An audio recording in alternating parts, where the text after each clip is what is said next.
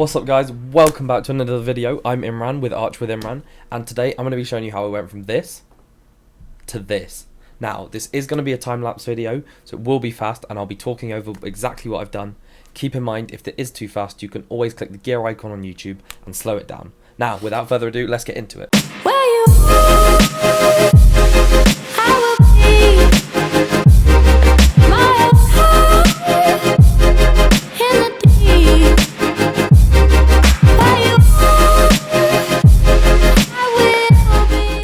Okay guys, so just a quick disclaimer, I am no professional.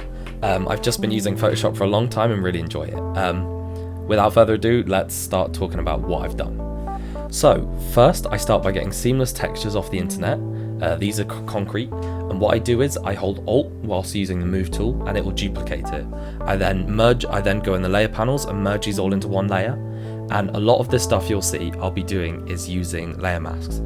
So I use my line work to select each room that I want the floor in, and I just create a layer mask using that selection. All of the bits here I'm just adding to that selection to make sure I filled all the areas I want with the pattern.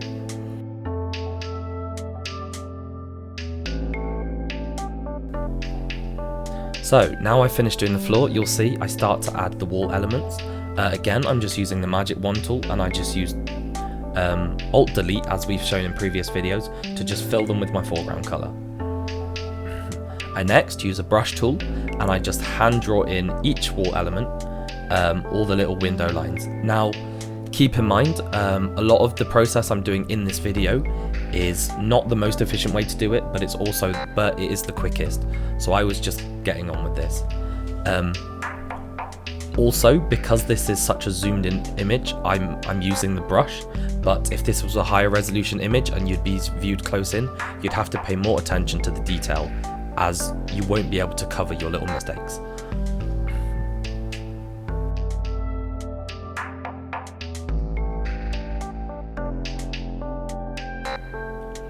Now, keep in mind, whilst filming this, it's a lot of trial and error.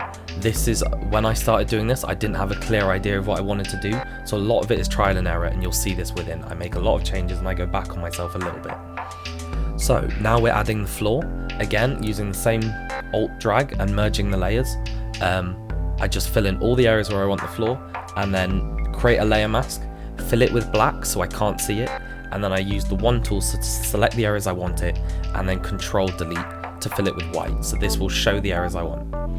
Now, another thing I use a lot in this video is a lot of adjustment layers. In Photoshop, you can see in the side panel, you should have an adjustments tab.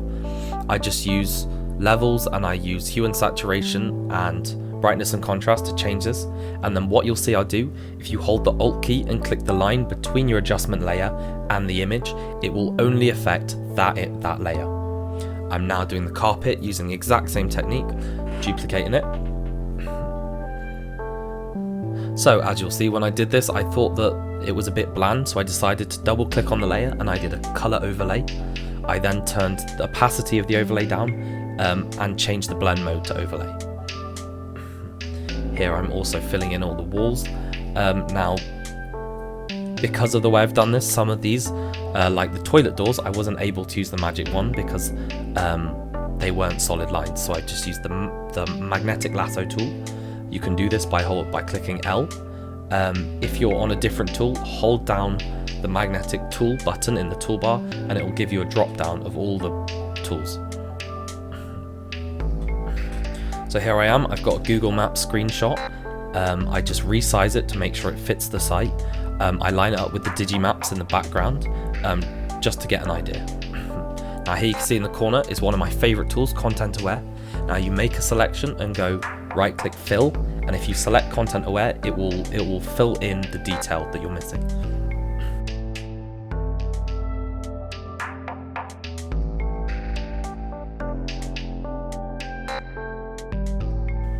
So now I'm using the pen tool to just draw over the key details I want, and I will put these will be above the image in the later on.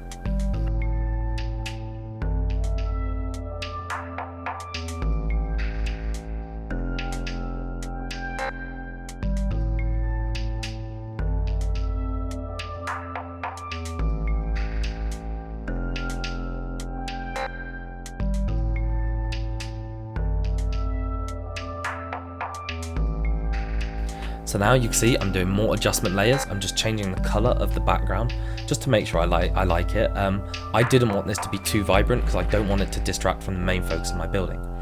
Here I also do a layer mask, and I'm using some splatter brushes just to create an interesting texture, but I decide that I don't like it and I only do it along the water's edge.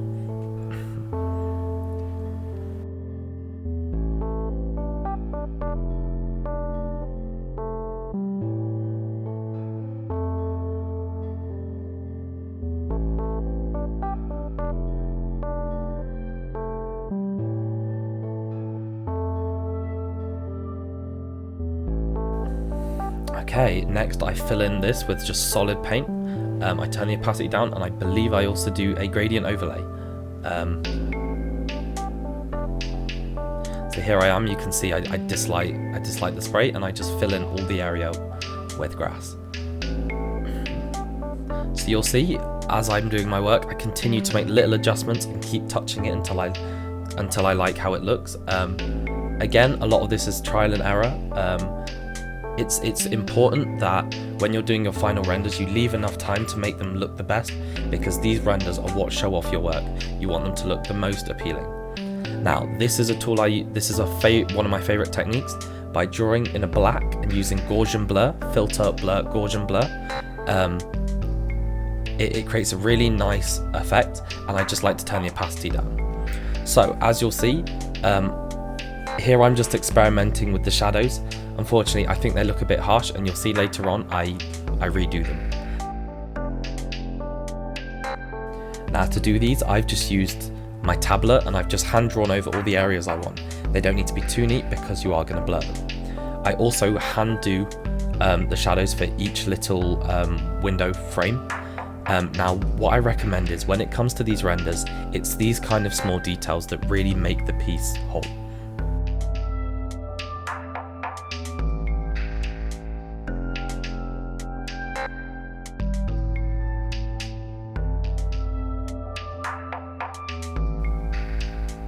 So here's where I decide I'm not too keen on the shadows, and what I do is I use the normal lasso tool and I just cut out all of the shadows and put them on a new layer.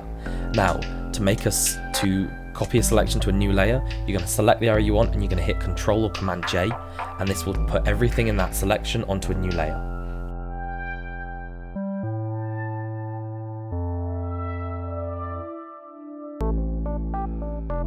Now, an important thing I recommend is make sure you look at loads of precedents and inspiration before doing your work. I had loads of ideas, and through looking at loads of Behance profiles, through portfolios, and through things like Pinterest, I decided that I want my furniture to stay white. I was going to add a texture, but I think the key focus is on the materials and the actual layout, and I didn't want to make it too busy by having loads of textures in the furniture.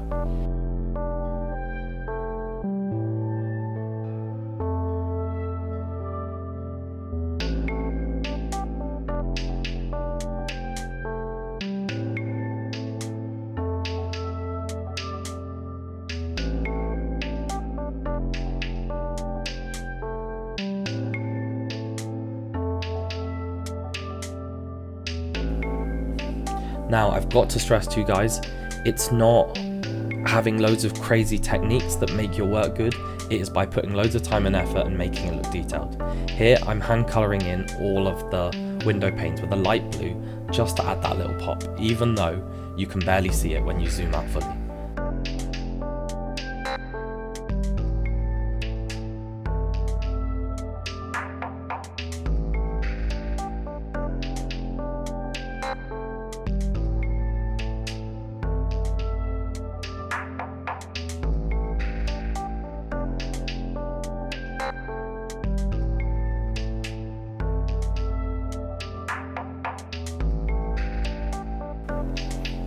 Okay, so here's where I decide that I only want to include the Google Map texture for the water's edge, and what I do is I decide to fill in the ground floor with solid colour.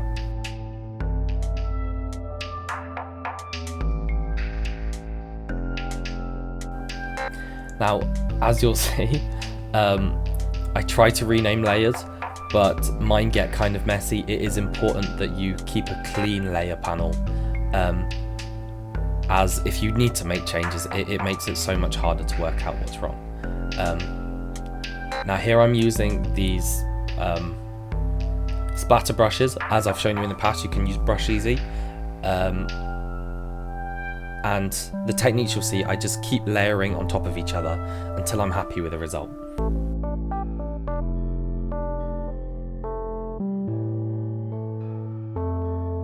Now here you can see I'm using a filter called Add Noise.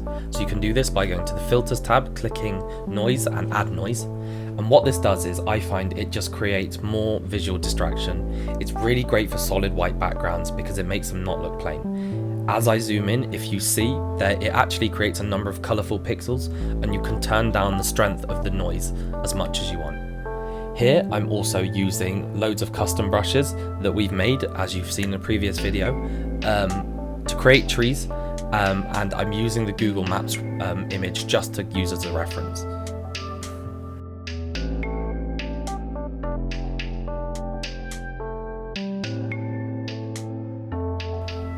So, as you can see, it is important that the key element of your design is the design itself. You don't want to have it too distracting with background images and loads of stuff around it. So, that is why I've gone for simple colours. I use a number of different greens to create a nice, interesting range, and then I add a colour overlay on top just to make them all within the same colour range. So here's where I decide the shadows are a bit too harsh now that I've changed the background, and I hand draw over it with a lot more refined.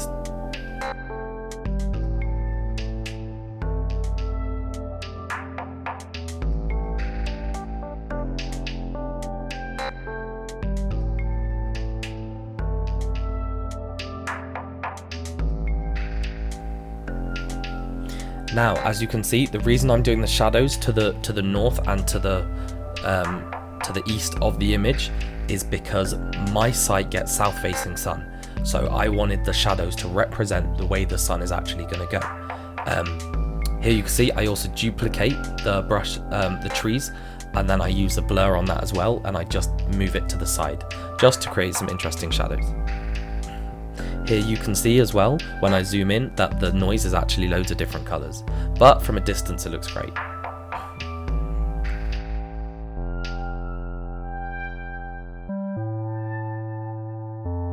Now when you're doing this work, it's not necessary to have a clear idea of exactly what you're doing. As long as you have a close idea of how you want it to look, you can just play with it. So here I've taken the digimap file and I've created a layer mask, and I am drawing out everywhere where the lines are. I then invert it just so I have just the line work I want.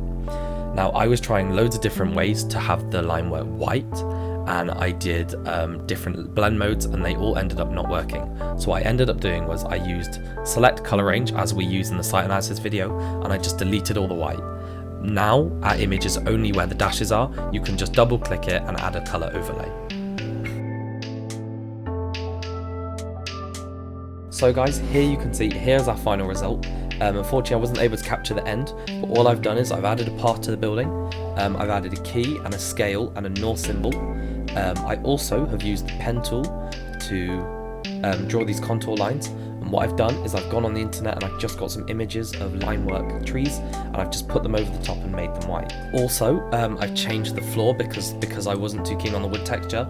And one last thing, I've changed the sea edge to a pixelated one. Now I'm going to show you how to do this. Unfortunately the satellite image was drawing too much attention. I wasn't keen on it. So what I've done is I've done a filter.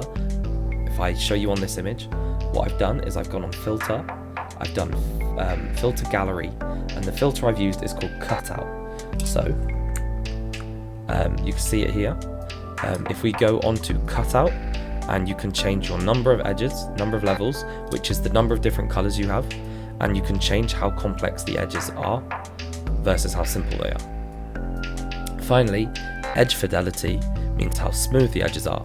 So the higher the fidelity, the stranger the shapes, but the more closer to the image. All I've done is hit OK and applied it.